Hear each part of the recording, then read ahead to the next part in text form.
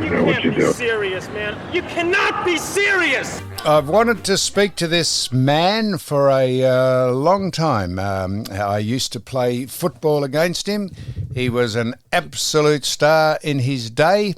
And it'd be an interesting chat because you listen to his voice, and I've had a few chats to him, and he's had a little trouble with his voice. He's going to tell us how he's had a little trouble with his voice. He's survived the ravaging effects of bushfires in Victoria, spent a period of time in hospital due to being severely burnt. He's won many awards in his illustrious football career, and I wanted to speak to him for a long time, and we have on the line the great Garry Dempsey, who won a Brownlow medal in 1975. Welcome, Garry Dempsey. Oh, thank you, Sam. Very nice words there. Very nice words. What did I get wrong? No, I got nothing wrong. You were a star, mate, and I've played against you, and you won a Brownlow, and you won many awards, and you've played... let me tell you how many games you've played. You've played... how many games did you play? 300 and what? 300 something. 300. No, this is... Oh, here we are. No, here I took... You've played 329 games. Well, there you go. You played 207 for Footscray, when they were Footscray, and 122 for North Melbourne. Yep, that's right. Now, yep. Yes, now, just tell me this about the voice, mate. I know Gareth John suffered a fractured larynx or had some damage to his larynx by, I think, being belted in the throat by Simon Madden, accidentally probably. What's happened to your voice? Well, it was a boundary throw-in, and I copped a punch to the throat, the old behind the person, they got me. And behind the play? No, it was a boundary throw-in. Oh, I see, yep. I was, as they don't do today, I was playing in front. Yes. And I got a punch to the throat, and they said it was a 1 in a million injury, and that's why I got the voice. Don't tell me it was me, because Don Scott always tells... I got a report of hitting Don Scott at a boundary throw, and he was in front of me, and I smacked him across the chops just to let him know I was around, and he never forgave me for it. Who was this deliberate, or was it an accidental strike? Oh, look, I couldn't tell you. It was just... Who was it? It was Mark Lee. Mark Lee, the general. The general, yeah. And when did you know straight away? How long did it take for your voice to become like it is today? Immediately. Immediately? Yep. I see. Yep, I couldn't breathe for a while, and then it came to, but yeah, look, that's what happens to boundary throw-ins. You, as you just said, you swing your arms, and I just happened to be in the right place at the wrong time. Yes. That's amazing. Did you get a free kick? No. Yeah, a far cry from today, mate. We'll end up playing touch football soon, the way this game's headed. Well, I had dinner with Simon Madden recently at a Life Members dinner at the MCG, which you don't come to, I noticed. You don't, I hadn't been to one for years anyway. So, and we were talking about it, and as I think you said the other day, they put the line across the thing so people would jump. And nowadays, if you're 7 foot tall, you're a ruckman. Because you just walk in and stand. Isn't that extra? Just before we get on to that, they put that line across. I'll tell you, I was instrumental. I don't care what this sounds like. I was instrumental in having that line put across there because you used to clash, did you not, with Peter Moore? And is that why? Because you always used to clash knees at the centre bounce because no, was that not right? No, that's not right, Sam. Oh, sorry. Who was Peter Moore? Who do you used to clash with? Peter Moore was the 1979 preliminary final, and they decided, Tommy Apey and Peter Moore decided that had to stop me getting my hand to the ball because not as good as you used to be, but I could hit the ball down someone's throat virtually, and I used to just hold him out, jump the fraction early, hold him out. Yep. Probably Farmer taught you and I that. Yep. And anyway, he came out after half time and grappled me to the ground. And I've never forgiven Bill Dalla for not giving me free kicks because Ian Robertson was the best bouncer of the ball, and he was bouncing the ball, and the only time he didn't bounce the ball, I got a free kick. So that's when they put the line in, and that was for that reason. I see. It wasn't because you clashed mid-flight with knees. It was because you were... and, of course, the first rule in football is that you must be allowed to go for the ball on your merits. You cannot be shepherded out of the game, which was a tactic that Hafey and the great Peter Moore employed to stop a person who could... Mind you, Peter Moore could jump, but probably was a more athletic player around the ground than you were as far as a ruckman goes. Especially when I was in my 30s. Yes. Look, my strength was marking.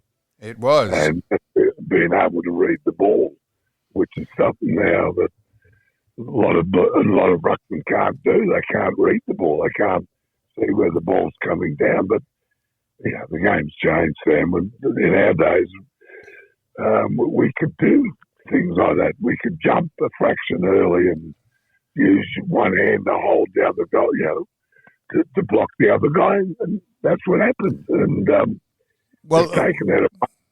They've taken it away. As I said, I'd like to play against Max Corn just to see if you could jump a fraction early and hold him out.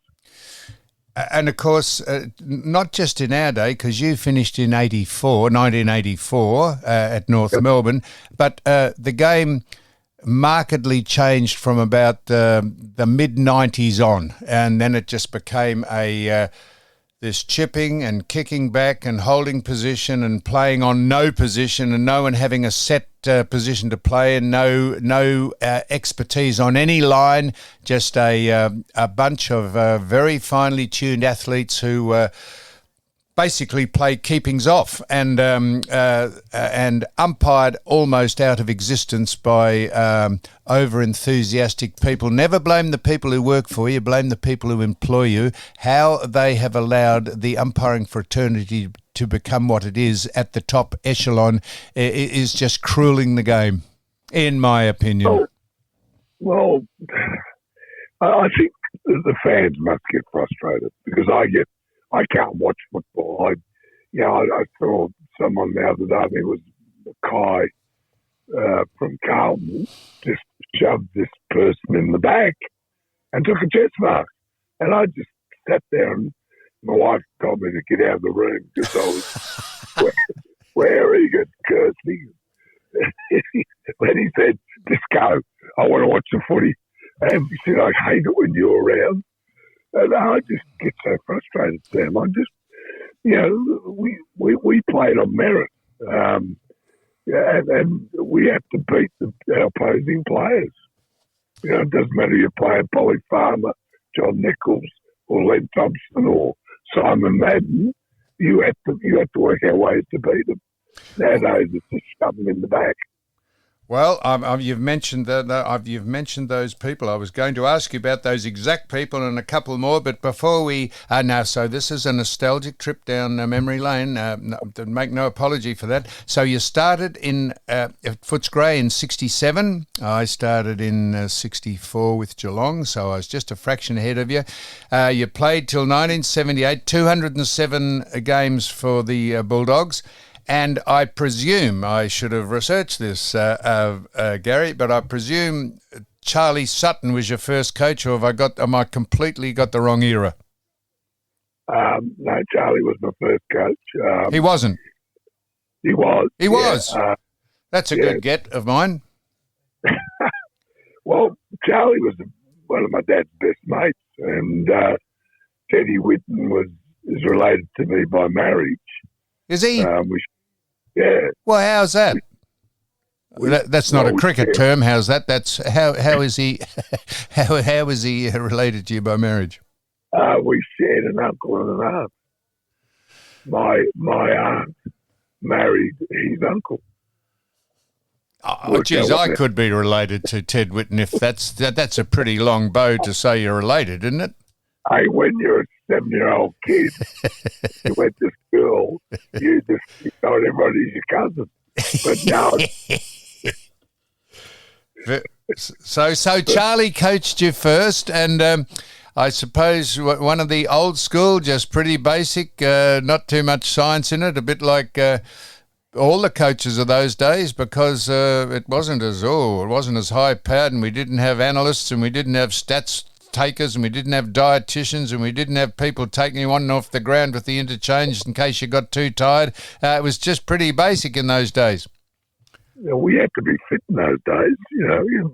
You had to run. As you know, especially in the 70s, we had to run all day virtually on our own, and it was just you and I and Tomo, and we used to just play at each other all day and go and have a beer later. But it's just, I enjoyed my early footy. I don't know if you did, but I enjoyed the fact that, as you say, Charlie was no scientist, and neither was EJ.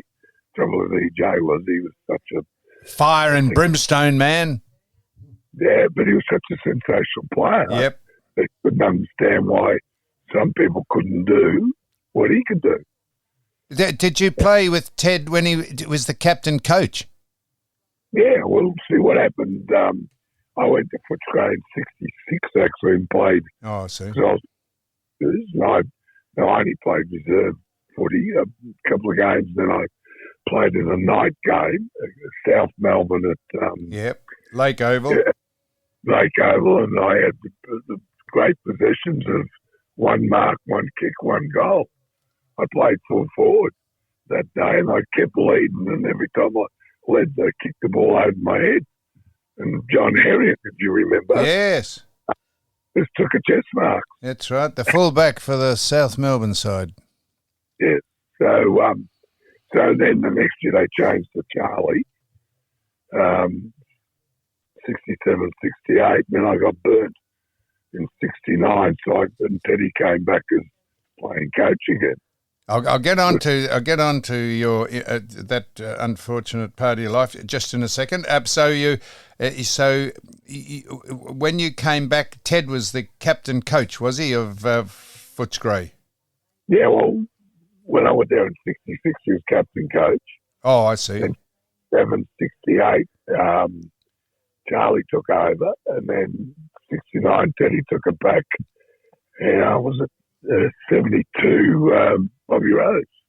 That's right. I got Bob Rose written down here. In fact, it's extraordinary. I've written Charlie Sutton, Ted Whitten, and Bob Rose. Were they the three coaches you had at Footscray? Oh, then we had your mate Billy. Oh, did you? You played under Bill, did you? Yeah, Bill. Yeah, I played under Bill at Geelong, and Bill wasn't a nuclear physicist, I don't think, but he was had a great reputation, and mainly coaches got a gig in those days on the fact if they were great players, people used to think they'd be great coaches. Polly was the same, just the best I played with, but really wasn't a great coach. Well, yeah, the trouble with brilliant players is that they expect, as I said before, they expect people to do what they could do. Exactly. And you couldn't, we weren't as good as Polly. So I would have liked to have played him at his best when I was at my best. And I remember just to see, because when I played against Polly, he was getting on, and I played him in a state game in 1970, and you wouldn't change. I remember that. We were both in the back pocket, changing the back pocket, and in the last quarter, you didn't want to come down to the back line, and I think I took a few marks that day, and you wouldn't change with me. You said, no, you're doing all right. You stay there. Yeah. I actually remember that, and I played against Polly. I played against Polly in a state game. Well, that's not the same game, is it? Yeah, 1970. Yeah, well, I remember playing against Polly. I thought I was, I'm not sure if it was 70. I thought it might have been during the 60s. But we played with, or you might have done. I never played. Yeah, because I think I played against him when he was playing for Western Australia, and I thought I was pretty good in the ruck, actually. And he was just an absolute master at it. And talk about the master and the apprentice. Great names that you played against. We'll just get on. So you played against. You've mentioned Big Nick. How did you go against Big John Nichols? Well, I actually went reasonably well because John was left-handed. And I remember saying to the great Len Thompson one day, do you know that John Nichols is left-handed? He said, no. I said, well, don't go on his right side because you'll whack you with it. And, of course, he went on the right side of the bag to throw in. He put Len to sleep. Yeah, he did, yeah. I had to carry him off. Why am I laughing? That is absolutely correct. Yeah, and they'll just Tomo is probably the most talented ruckman that I played against. Talented, but he didn't worry about what you did. He was more worried about what he did. Whereas I worked out that there were certain things you could do to certain players, and if you didn't do it, you end up you got beaten. So, I worked out very quickly with Nico that you never went on his right side. I noticed a boy called Buckley. I don't have no idea who he plays for. He's been fined in his career of 101 games $33,000 for indiscretions like rough play. This is currently. How would we have gone? How would he have gone in those days? He wouldn't have drawn a salary. I would have. Well, he never got fined. No, we didn't get fined. No, he used to go to Harrison House. Well, I only went as a witness once. I was never reported. Were you reported? Yeah, I was reported. I was reported 9 times, but I played for 18 years. That's once every 2 years. Some of them for dissent, back chatting, and some for.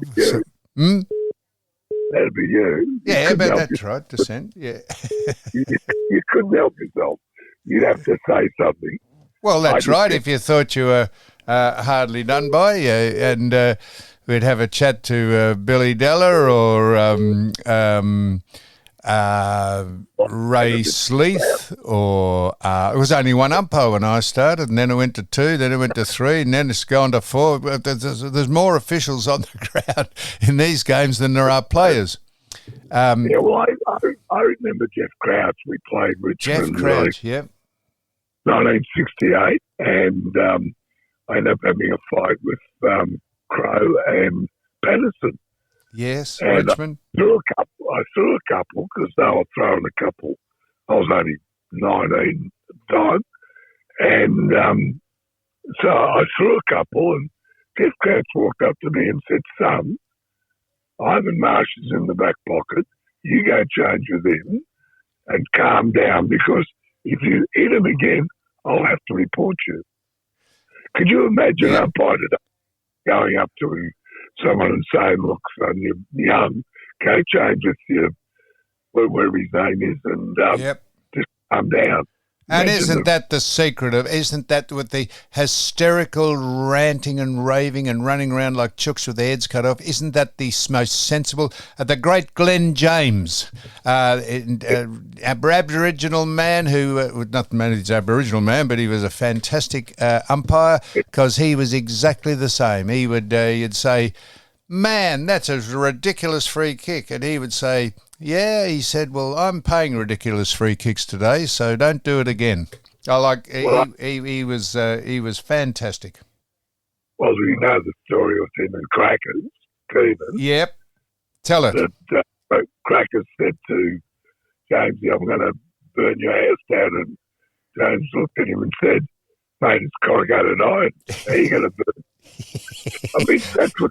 That's right. He said at one stage, he said, keep going like that. And he said, and I'll point the bone at you. Because that's an Aboriginal threat. You don't threaten people. They point the bone at you. That's a death sentence. No, what a great man. I'm like you. In those days, umpires just spoke to you. You know, they didn't stand over you. Well, the umpires don't report people anyway now. Some bloke called Michael Christian reports them. Yeah, we've had Michael on here. We had a good chat to Michael on here, and as I said earlier, it's not really the people who work for you; it's the people who employ you. He's given a set of guidelines, and I'm sure he winces at some of the things that he has to do. I shouldn't put words in his mouth; he probably doesn't. But when you look at some of the tackles that get pinged because they fall into some sort of category, they've rated tackles now 1, 2, 3 degrees of severity, and it is just a game gone up the woke backside of society. Yeah, I don't disagree with that, but the problem you face is how do you know what's going to happen when you're 50? You know, young Nigel Callard, who played at the Bulldogs, he's got dementia and he's 54, and they reckon it's from the hits. But gee, I got hit so many times. I remember playing Geelong at Waverley in a final, and I started off in the back pocket because the great Larry Donahue, yes, he kicked 100 goals, and isn't that extraordinary? Billy got out his extraordinary, kicked 100 goals. Yep. But Billy put me in the back pocket to, take marks in front of him. And I think it was Pianta might have been your coach. Yep, Peter Pianta, correct.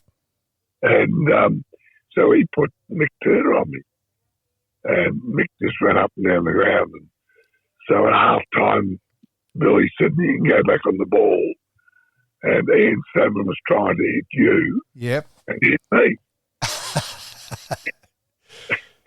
Because Sockeye Salmon was a dairy farmer from Smith's Creek or something. Sockeye. He Sockeye Salmon. He was trying to get you. Yeah. And he got me. And I can't remember playing the last half of the game. I don't know whether we just got hard heads or something. I don't know. So I know there's a lot of CTE. Is that what they're called? CTE injuries and that. But I honestly, the amount of knocks we took for the 15, 16, 17, 18 years that we played was extraordinary. I don't reckon there's too many players that finished in before the year 2000 or in the mid 90s. I don't reckon there's too many players suffered from CTE. I think it's I just can't understand why people didn't suffer from CTE earlier than that, and now they all suffer from it. Well, yeah. I know what the answer to that is, but I'm not sure that it's just because, if you get a knock, people are so protective now in case there's some sort of people are litigious and want to sue the competition and sue the club for not taking care of them. But you have a duty of care when you sign up to play a contact sport, and unless you are absolutely maligned and cowardly belted behind the play, there is certainly a duty of care, surely, if you sign up to play a contact sport. Well, I would have thought so. I look at you and yourself and I was with Simon Madden and Terry Danaher the other night. Yep. We all copped. Like Terry was one of those crash and bash sort of players. He's not built like a brick outhouse, but he's a typical farmer. He's wiry and he backs. And I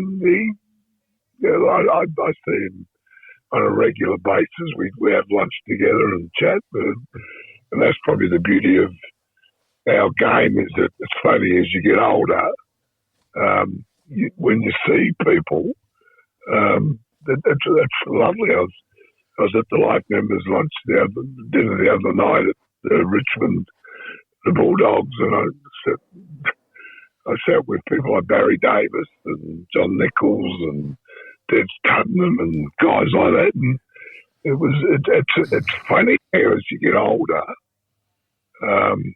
you become closer. You become friends, yeah. And look, let's be honest, Des Tottenham would give you a whack behind the ear as soon as we'll get you. So you played against the best and the toughest, Nick and Polly and Don Scott and Len Thompson and Barry Round and all those other guys you mentioned, the Richmond players. Each club had a designated top ruckman and a tough top ruckman. Alan Morrow from St Kilda, who was about as just the shortest ruckman I've ever seen, but my word, pound for pound. Don McKenzie from Essendon, man, were they brutal. They were brutal, but but you went and had a beer with them after the game, didn't you? Yeah, if you could open your mouth with all the stitches in the side of your jaw, yeah. So Garry, so then you 78. You I won't ask you. I want to get onto about the fire, and you might want to talk about that, but I'm going to talk about it. So you went to North Melbourne in 79 to 84, and you played 122 games there. And I think I'm going to have another stab at this. Was the great Ronald Dale Barassi your coach there, or have I got that in the wrong sequence as well? For the first 2 years, I was at North. For the first 3 years? Two, yep. And enjoyed it. What's that? And enjoyed every minute of it. Ron or North Melbourne? No, all both. Yep. Ron especially. He was just so different to what I'd played under. In what way, Garry? Well, he was a different person. See, I think. The trouble with Ted was he was, as I said, he was such a brilliant player. One-dimensional, Ted, I reckon. Ron was a bit diverse and a bit lateral in his approach. Sometimes he was a bit bamboozling, but he was different.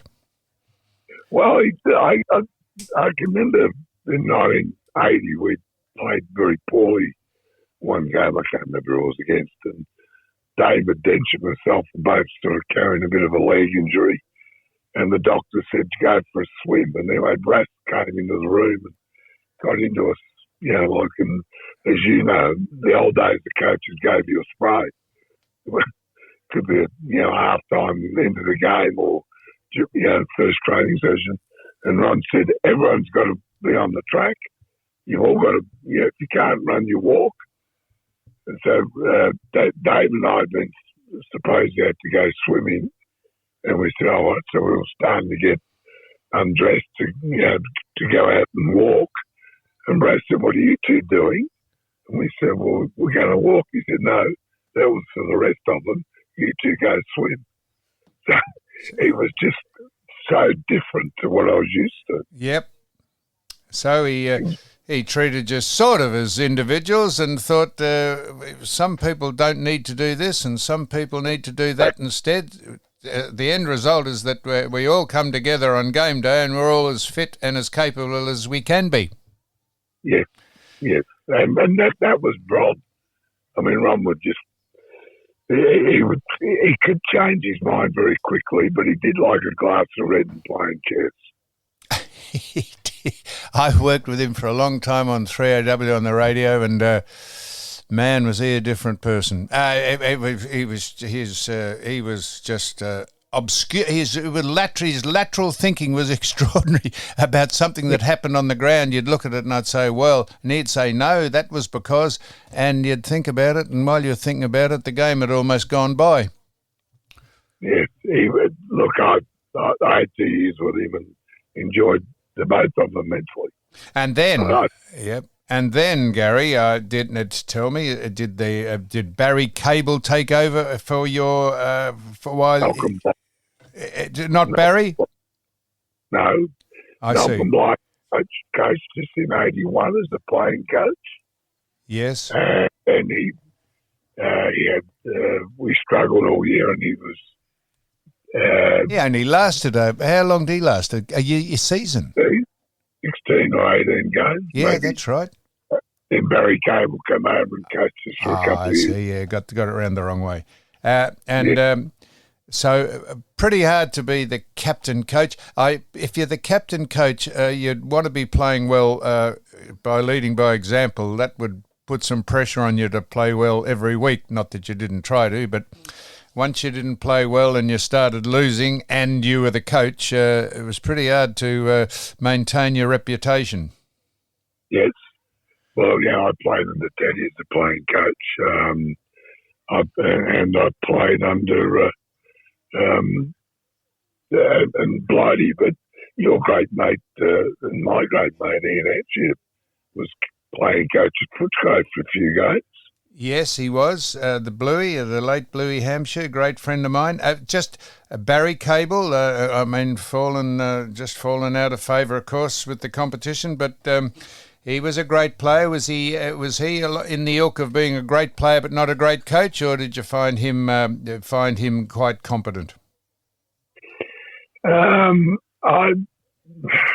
I understand by your hesitancy to answer that he was probably a bit of an I am man, and this is what I say and this is what I do. Peter Pianto was like that at Geelong. Just small men who coached like to impose their authority on you, and probably didn't have the wherewithal to. I'm just saying this to be top line coaches. Although Peter Pianto got us into the finals, I'm not knocking Peter Pianto. I'm just saying there's a difference between people who are big stature and small stature, the way they go about their business. But that's a big man saying that.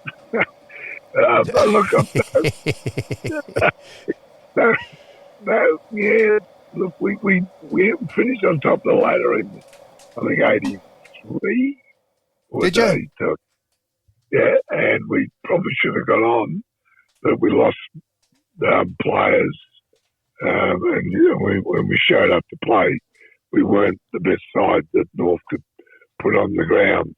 And the same happened in '79 when Race was coaching. We lost a number of good players. We lost Ross Glendinning and Kevin Bryant and players like that. And when we played Collingwood, we were probably not at our best at North. And the same thing happened at North when Barry Cable was coaching. We were carrying injuries, and we're getting old. Yeah. To be honest with you, yeah, we're getting old, and the injuries that we probably could have carried a few years before we couldn't carry. So, Gary, you endured the ravages of AFL, VFL football, only to be nearly claimed by that fateful day in 1969 when you spent 6 weeks in hospital. 325 hectares of land was burnt to the... I was going to say burnt to the ground. It was razed to the ground, and... it must have been. This is in Lara, Anarchy, Truganini. Must have shaped your life, the rest of your life, when you consider that you might nearly have lost it in that tragedy. Well, I could run fast in those days, Sam. And what happened? I went out to save a calf, and the wind changed, and it just blew straight at me. And I reckon the flames were 10 feet in the old vernacular, or 3 metres, and I just ran like I probably never ran in my life. I reckon I could have beaten Carl Lewis. Because I was terrified, to be honest, because I ended up in a tennis court, our neighbour's tennis court, with the fires burning the fences around me down. Anyway, but it was Yeah, look, it taught me one thing, that, you can recover from anything. And But you still have so that the fire caught you. It just with the wind, it engulfed you, and it burnt your back. You got the scars to show the devastation of the day. Yeah, well, I actually was the radiation of the fire that scorched me. I've still got the scars under my arms. Otherwise, and also my skin is not, as strong as it should be.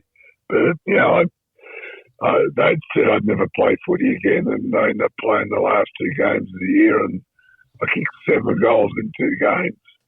So that's probably the best I've ever done in my life, because I was never a renowned goal kicker. Look, a lot of people survive fires. I did a lot of work with the Royal Children's Hospital and kids who are burned. You survive, and you learn, and hopefully I taught some people how to carry on. Yep. Prevail under difficult circumstances. So now, sorry. I was born to tough parents. Yes. My dad was a dairy farmer. My mum was one of 13, and they were tough people, because we were dairy farmers and whatever, and then you work 7 days a week, every day of the year. So I sort of it's probably helped me in my footy, to be honest. That attitude from my parents. Yeah, although, but I know you're not playing it down, but 17 people lost their lives in that bushfire and in that fire. So I'm saying this. You've cheated death, Garry, and so that was when you were at your prime at Footscray. You won 6 Charlie Sutton medals for the best and fairest. So it's been a great career under extreme adversity, not only for the injuries that you get in football, but just the ravages off the ground in that fateful day. So you had a stint in the. I remember this. You had a stint in the media doing special comments, I think, and because of your voice, it was. I think this is right. I was listening to you and I thought, I'm not sure how he's going to go with this, because it was quite hard to understand what you were saying, because your voice was like it is. In fact, I think it's better today than it was in those days gone by. Was that, who did you ever go with? 7, did you, in those days? Ron Casey was very, very keen to have me on doing comments. Yeah. I always got on well with Ron from an early age. And you remember the old days at World of Sport.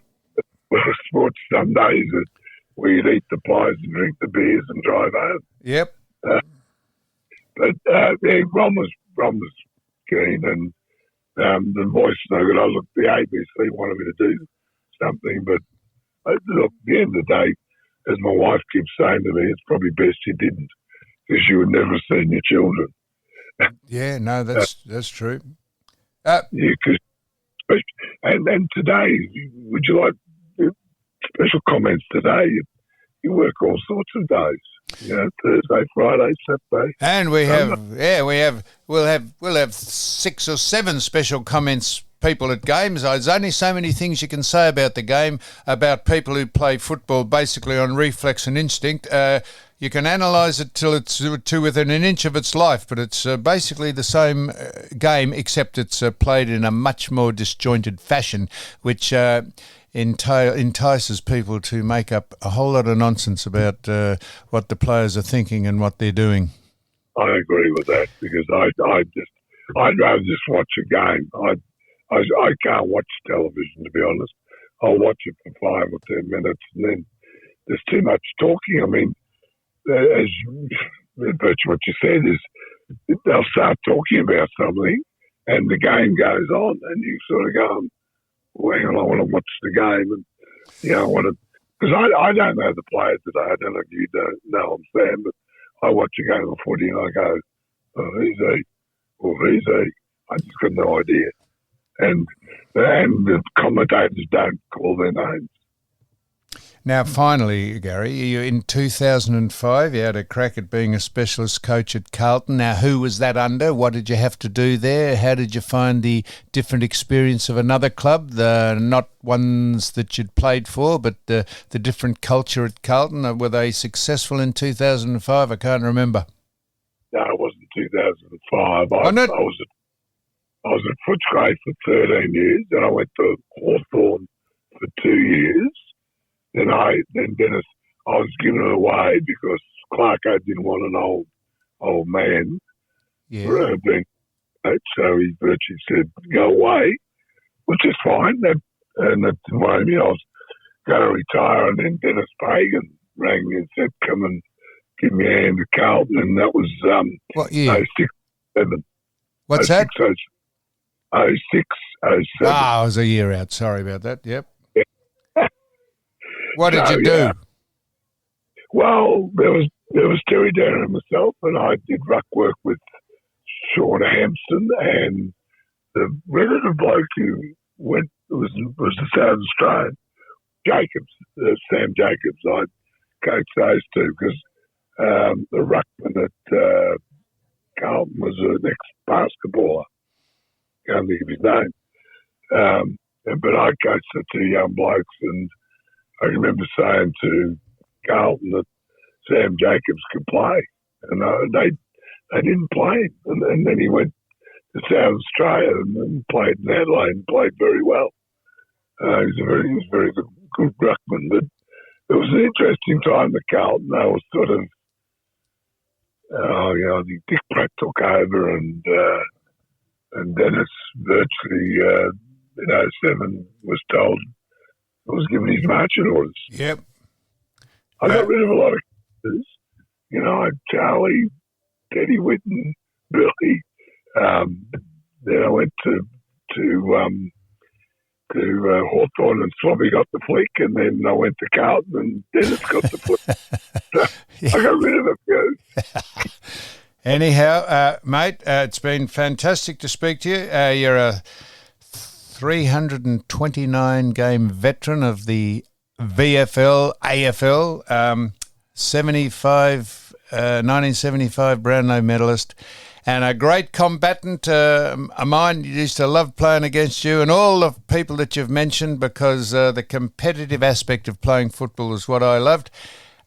So it's been great to have a chat to you, and that you've survived the rigours and traumas of what this land can throw at you off the field. So all the best to you, and thank you so much for joining us on You Cannot Be Serious, Garry Dempsey. No problem, Sam. It was good to talk to you. All the best, my friend.